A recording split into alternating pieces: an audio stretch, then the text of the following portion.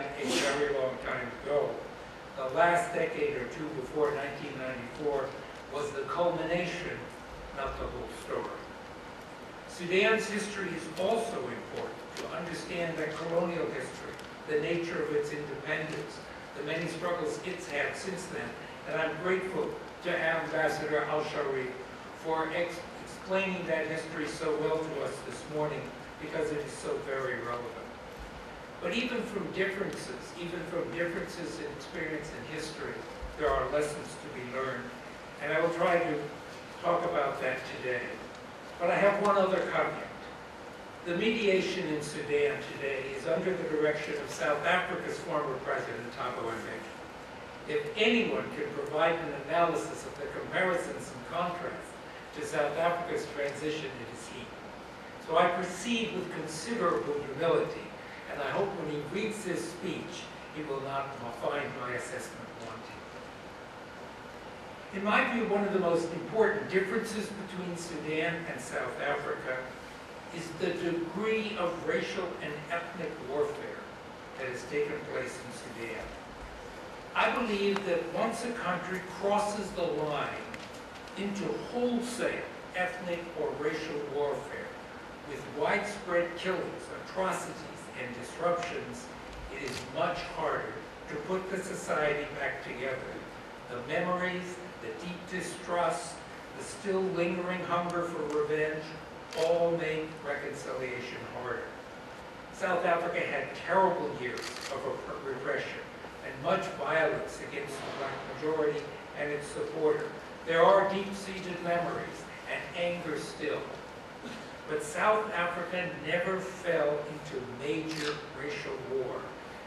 And moreover, though the apartheid population, through the creation of the so-called homelands and assigned ethnic citizenship to them, it did not, fortunately, systematically arm one of them to attack the other. South Africa came close to open warfare on more than one occasion, but each time stepped back from the brink. And in the face of efforts to stoke ethnic division, or indeed racial hatred, the ANC forged instead a unity of purpose among all the groups that make up the majority, and in the end, reached out for racial harmony and a multiracial society. But in Sudan, the arming of such groups, the stoking of racial and ethnic competition, and indeed of deep animosity, has been a feature of Sudan's war. It was a major factor in the long civil war between North and South. It was a major factor in the government's reaction to the uprising in Darfur in 2003. And it goes on today in the arming and stoking of ethnic violence in South Sudan, in Darfur, and now in southern Kordofan and Blue Nile. The very scale of violence and death in Sudan has been massive. 2 million people died in the last North-South Civil War. Some 300,000 died in Darfur in just a few short years. A second contrast between the experience of South Africa and Sudan comes with the role of leaders. But there are also some very valuable lessons there. Leaders matter. South Africa was blessed in the final years of its transition with what I once termed as the quality of leaders a country gets perhaps once in 100 years. I need not dwell on the qualities of those who brokered the final transition, Nelson Mandela and F.W. de Klerk. It is sufficient to say that they each won the Nobel Peace Prize. They could build together upon a vision of a country transformed into which all could live in peace. The history of leaders in Sudan is different. Perhaps nothing signifies that difference historically than the fate of South Sudan's iconic leader, Dr. John Garang.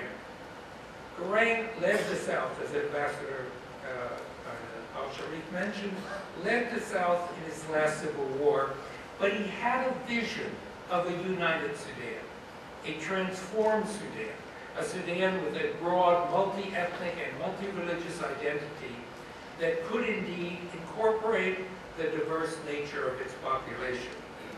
On the basis of that vision, he agreed to a process of transition, a 6-year process that could possibly produce a unified Sudan, not one necessarily divided. But on the very dawn of that peace process, which he had negotiated in 2005, the Comprehensive Peace Agreement, he was tragically killed in a helicopter crash. And with his death, much of the vision that he had for a unified Sudan diminished. There was no fundamental political transformation throughout Sudan as he had envisioned. Not in the workings of the Government of National Unity, not in the 2010 elections, which were to culminate in. So Salva Kiir, who succeeded Garang, shepherded the South to independence in this last year. It was a monumental task in itself and demanded extraordinary skill in bringing diverse and once hostile elements around that one goal.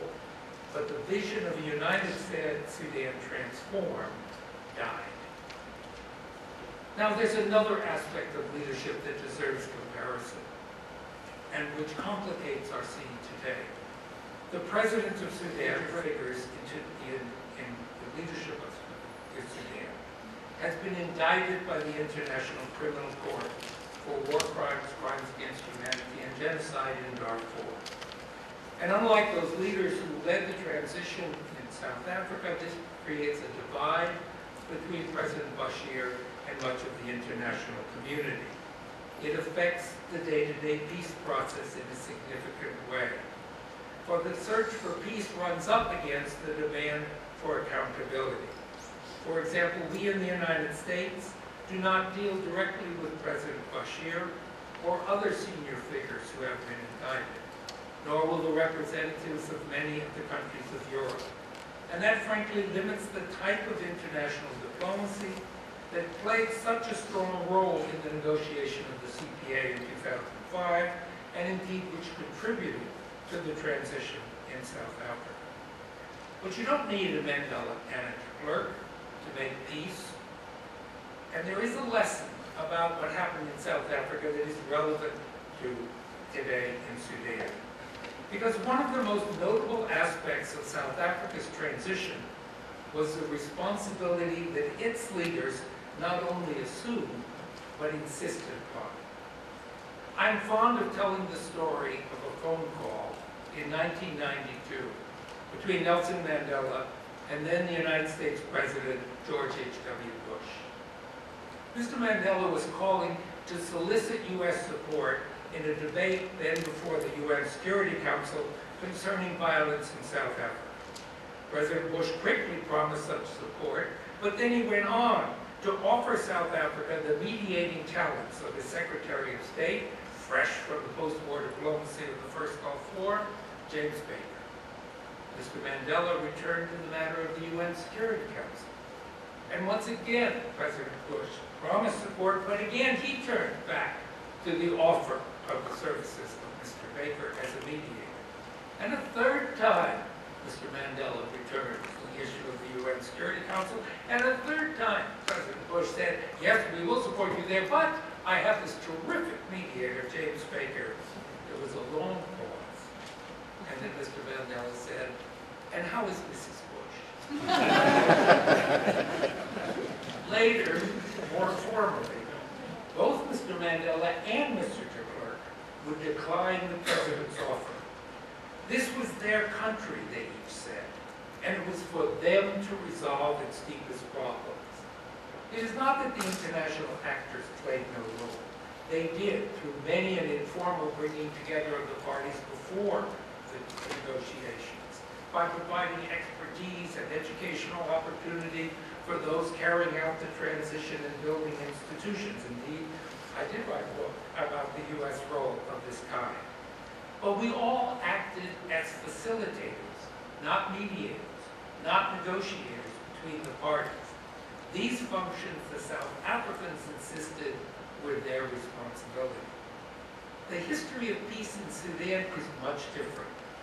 Perhaps because of the depth and viciousness of much of the violence that I've spoken of earlier, perhaps too because of the nature of the personalities and attitudes of the leadership, for whatever reasons, international mediation has had to be a major factor in bringing about peace in Sudan. It is today perhaps the major process keeping the peace process alive. In the end of Sudan's first North-South War, the World Council of Churches and the Africa Council of Churches played a most important role. But even more, in the negotiations of the Comprehensive Peace Agreement in 2005, the African Intergovernmental Authority on Development, IGAD, under the brilliant leadership of General Sumbuleo of Kenya, and the Troika of the United States, the United Kingdom, and Norway, all played the role of formal and active mediators.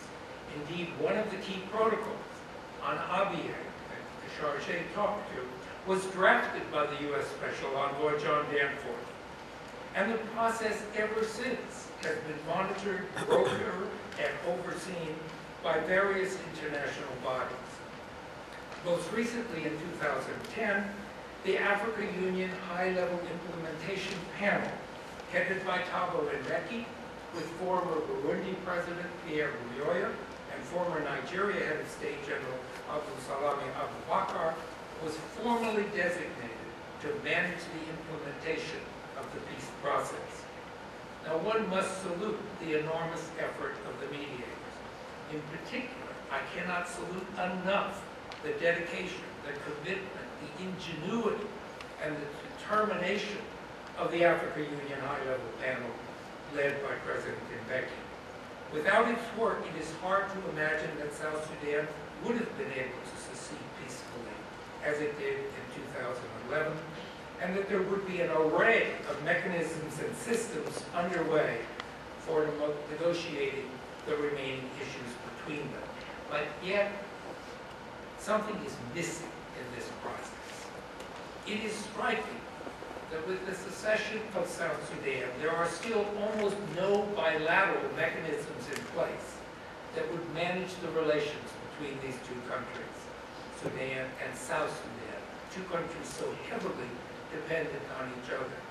Still today, after years of a government of national unity and 6 years of the Comprehensive Peace Agreement, there are almost no meetings between the two countries unless called by the Africa Union panel. Only one joint mechanism has been formally established, the Joint Political and Security Mechanism, created to demilitarize and control the border, and yet each meeting of this mechanism, and there have been over 2, depends on strenuous efforts of the Africa Union panel to arrange for it, to develop an agenda, or to get it to agree on almost anything. Moreover, no issue ultimately put before the two presidents, President Bashir and President Kiir, whether for solution of the troublesome dispute over Abyei, over the oil sector, or to sort out the disputed border areas, none of these have been decided by the presidents. Without the ability or willingness, or perhaps the right chemistry between them, or the commitment that it is their responsibility to make these decisions, hard as they may be, ultimate peace between Sudan and South Sudan will be fragile at best, and right now it is fragile indeed. So nations do not need a Mandela and a Clerk, but it falls to national leaders the responsibility to make peace, to make those ultimately difficult political decisions that peace requires. In that milieu, international mediators can flourish much better or be facilitators, but without it, it's a very challenging task indeed. Now, another lesson from South Africa is that the transition in 1994 wasn't just a transition out of apartheid, it was a fundamental transformation of the political system of the country. The economic transformation that's needed is taking much longer. But one of the promises of the Comprehensive Peace Agreement, which has not been realized, was the political transformation of Sudan Sudan and South Sudan, and that has not really taken place.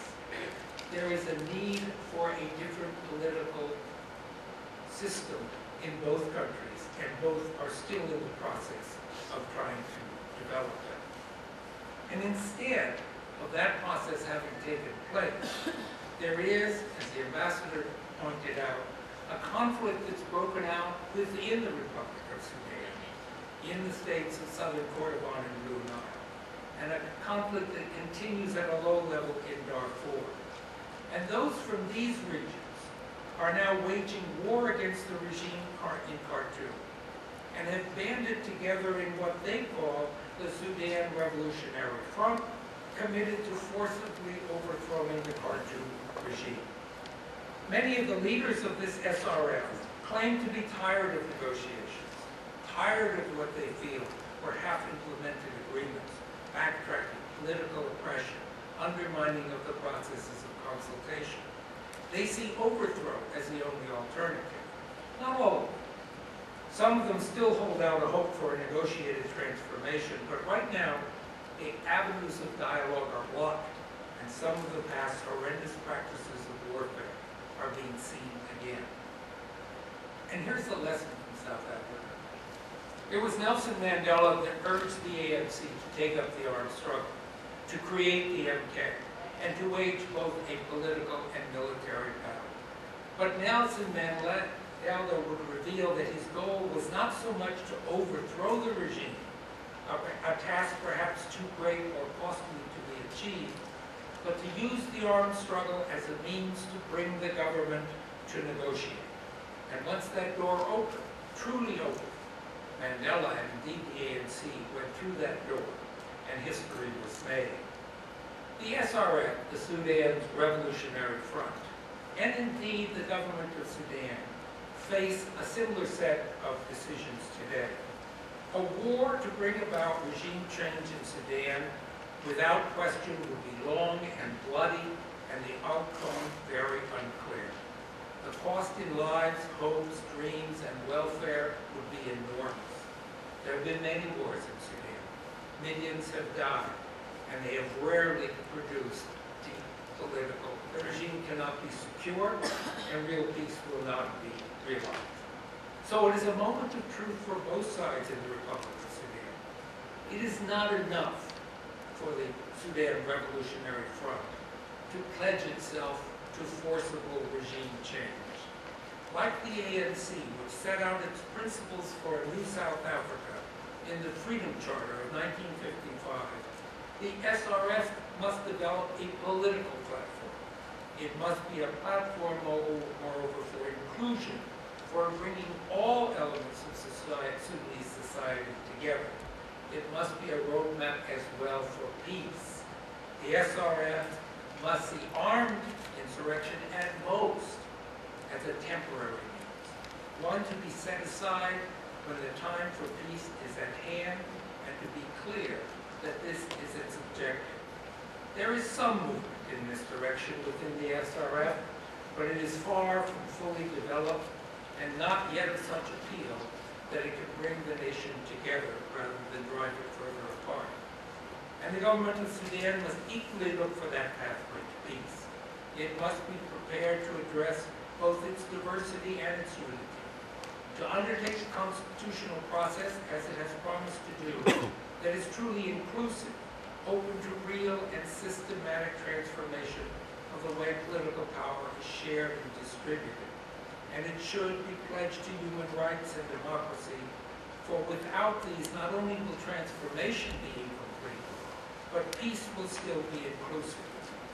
But right now, both sides are unfortunately heavily focused on military stuff. President Mbeki gave a very important speech at the University of Khartoum in November 2010.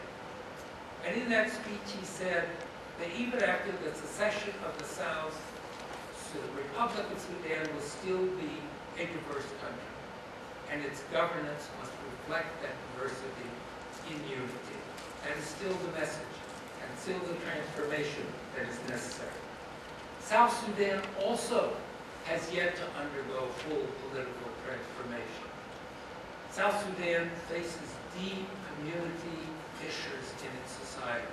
And we saw that in just the last 2 weeks, as the Charge spoke of, when two communities went at each other, thousands of one community marching on another, and the prospect of a major massacre only barely averted through the efforts of the government and the UN. But many, many people were killed, and reprisals are still taking place. And what that revealed was not only traditional community conflicts, but a long history of the absence of good governance at the local level, of protection of civilians, of a sense of justice by each community, and that its needs and rights would be protected, and its opportunities for development would be there. None of those are yet present in South Sudan. South Sudan also is a country with a very dominant single party, the Sudan People's Liberation Movement. South Africa knows that history. The ANC is still a very dominant party. But South Africa has a constitution which embedded the rights of political parties, individuals, and human rights, checks and balances in courts, etc. South Sudan has yet to develop that constitutional direction. It is, as the Charge indicated, beginning that process, but it will be quite a challenge. It's hard for a government that really emerges from being a liberation army to transform itself with all its political majorities and power into one that welcomes a multi-party democracy. But without that, South Sudan also would face continued unrest and instability. So the tasks of political transformation that has taken place here in South Africa has yet to take place in Sudan. But there is one more thing that I would like to raise, because this is not intended to be just an academic discourse. I didn't come here merely to look back on the magic moments of the transformation in South Africa, which I was privileged to witness, nor to talk about Sudan as an abstract case study in conflict resolution.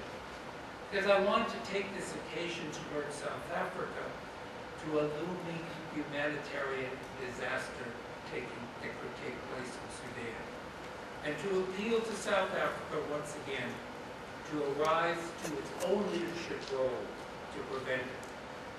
The tragedy, as well remembered in Rwanda, occurred just as South Africa was emerging from apartheid and not yet fully engaged in African affairs as a free nation.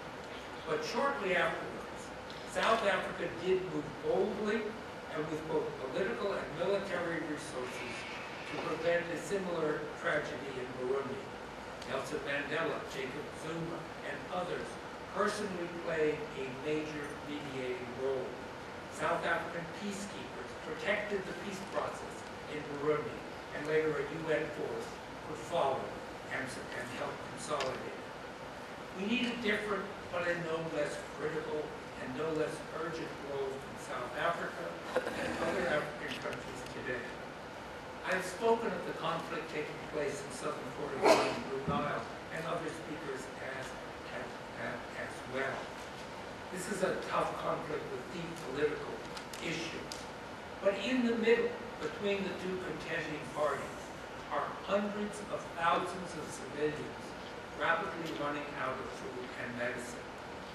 There was a recent assessment by the Famine Emergency Warning System, the system which analyzes potential food shortages in the future and the possibilities of famine. And they predict that by March, these areas, perhaps up to 500,000 people, will be facing an emergency condition bordering on famine. The dilemma is that the government of Sudan today does not allow international humanitarian access to these areas. There are complex reasons that the government feels it should not do so in this situation. But the prospect of hundreds of thousands of people dying with no access to food or medicine is something we can't accept. And it really depends much more on African leadership than that from the United States to find a way through this. The African Union meets later this month, And we hope that it will be on the agenda of the African Union. And that African leaders will work with the government of Sudan to prevent what could be a horrific tragedy, one that will rattle the souls of Africa and the world for many years to come. But we can prevent it.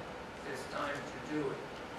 And it needs the role of respected international agencies like the World Food Program, like UNICEF, not the Americans, not the NGOs, just those international humanitarian agencies to be allowed to come in to those areas and prevent what could be a colossal disaster. South Africa, a member of the Security Council, indeed the chair of the Security Council this month, one of the great leaders of Africa, we look to play a role in helping prevent this. And I know South Africa will do everything it can. And so, in that moment, I point to the role that South Africa has played in its own transition, as it played in Burundi, and the lessons that now can be applied to peace in Sudan and South Sudan.